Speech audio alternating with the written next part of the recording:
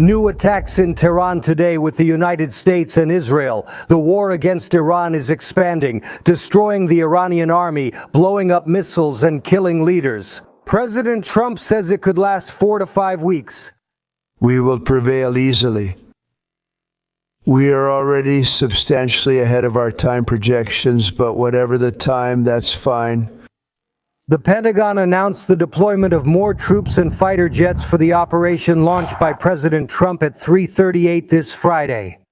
The president ordered, and I quote, "Operation Epic Fury is approved, no abortion. Good luck," end quote.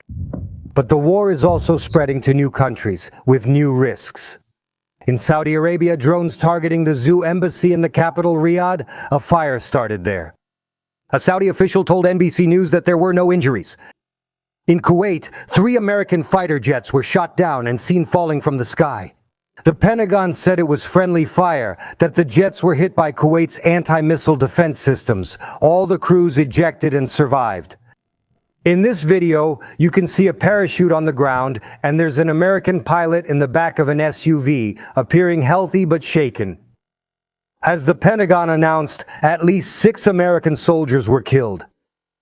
The Pentagon states that it now has full air superiority over Iran, allowing United States fighter jets to hunt down the missile launchers that Iran is using to carry out attacks, including against Israel, where an Iranian missile managed to get through its air defenses this morning. Prime Minister Netanyahu visiting a city where 9 Israelis were killed in another Iranian attack. Iran is not only targeting Israel, but several Arab countries as well. Iranian fighter jets attacked Qatar, but were shot down according to the Qatari military. In Bahrain, Iranian drones hit high-rise residential buildings. In Kuwait, the international airport was damaged by an Iranian drone attack. Tonight, Iran targets Saudi Arabia, with visible damage to these oil fields. The Washington Post reported last month that Prince Mohammed bin Salman asked President Trump to attack Iran, according to 4 sources. The United States learned that Israeli attacks were launched on Saturday after intelligence indicated that Iran's supreme leader was meeting with top officials, according to 2 informed sources. In addition to Ayatollah Khamenei, the United States claims that 49 regime leaders have died, but Iran has not confirmed all the deaths. We also estimate 4 weeks to complete the work. The military leadership was done in about an hour. We're way ahead of schedule there. Meanwhile, in Iran, officials say a girls' school was hit this weekend with dozens killed. The United States says they are investigating. There were demonstrations in support of the Iranian regime, but also Iranians celebrating the death of the Ayatollah, since his government is deeply unpopular among many Iranians. All this while President Trump laid out the objectives of the United States mission. We are destroying Iran's missile capabilities, and you see that happening every hour. Secondly, we are annihilating their navy. We've already taken down 10 ships. They are at the bottom of the sea. Thirdly, we are ensuring that the world's biggest sponsor of terrorism can never obtain a nuclear weapon. And finally, we are making sure that the Iranian regime cannot continue arming, funding, and directing terrorist armies outside its borders. Trump stated that Iran withdrew from the negotiations, but a negotiator involved told NBC that the talks were progressing and would resume. For now, there are no United States ground troops in some regions, although the Pentagon does not rule out the option. This is not Iraq. This is not endless. I have been there in both. We will go as far as necessary to defend American interests, but we are not naive. It's not necessary to send 200,000 people and stay for 20 years. While Secretary of State Rubio suggests that this operation is about to intensify. The harshest attacks are yet to come from the United States Armed Forces. Richard and his team are reporting live from a building hit in Tel Aviv. Richard, Israel, and Ibor remain on high alert with Iran's attacks. Is there a new warning from the State Department? Yes, there is. Good evening. This building was hit by an Iranian missile. A woman was killed. And you can see that even with the risk, even with the ongoing attacks against this city, construction crews are here removing the debris. And the State Department, just a short while ago, issued an alert for American citizens to evacuate from 14 countries in the Middle East, including Israel, Jordan, Saudi Arabia, and Egypt. Richard Engel, thank you for the alert tonight. And we're learning more about how this military operation unfolded and where it goes from here. Our national security correspondent, Courtney Cubb, is live. Courtney, do you have details about President Trump giving the order to the military team to proceed?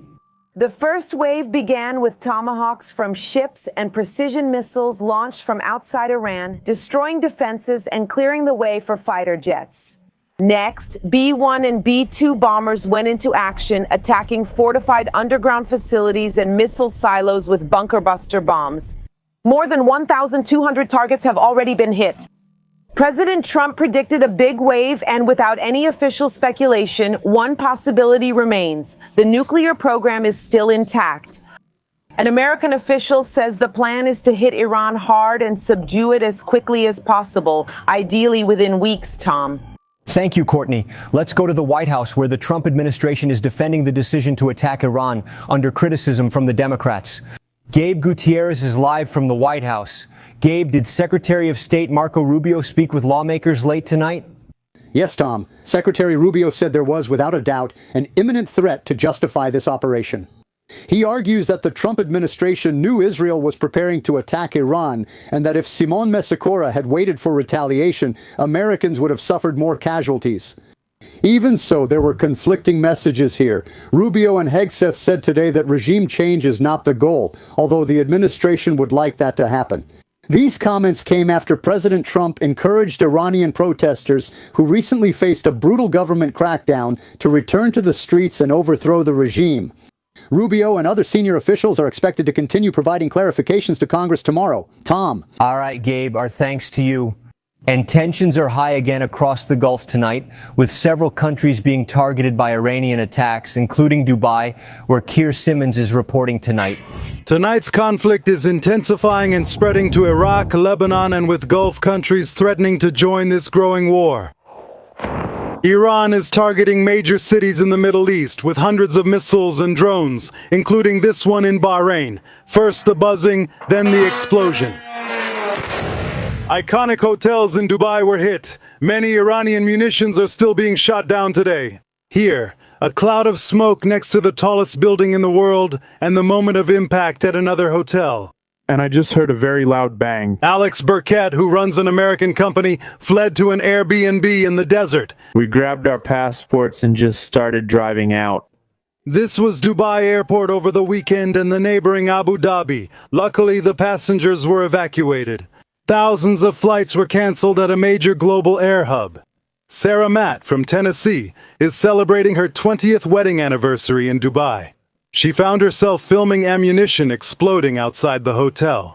What are you thinking as you film this? I must be dreaming. This can't be real. I never thought this would happen in my life. They were ordered to stay at home. I just want to go back home to see the kids. I miss them so much. The goal of Iran doing all this is to pressure its neighbors to tell Washington to end the war. This isn't over. Keir Simmons is live from Dubai, and Keir, we've learned there have been new attacks tonight. That's right, Tom. I just heard a series of loud booms echoing through the city, another barrage of missiles from Iran. Tom, tens of thousands of Americans live in this region, Tom. Keir Simmons, stay safe. There's a new threat from Iran in the Strait of Hormuz, where global oil passes through, affecting prices at the pump. Christine Romans is here and explains that Iran is facing a very serious threat. Tom, oil prices depend on what happens here in the Strait of Hormuz, a narrow passage through which 20% of the world's oil passes. And tonight, Iranian state media is saying that Iran will set fire to any ship that tries to pass through here. Maritime traffic is nearly at a standstill, and oil prices soared today. And every dollar that the price of oil goes up translates to about 2.5 cents more per gallon of gasoline. $10 more for oil means about 25 cents more at the pump. Americans are already feeling this increase, Tom, and the national average for gasoline today has already surpassed the $3 mark. Secretary Marco Rubio said that the government had already anticipated this and will announce measures tomorrow to mitigate the impacts. Let's see what this is about.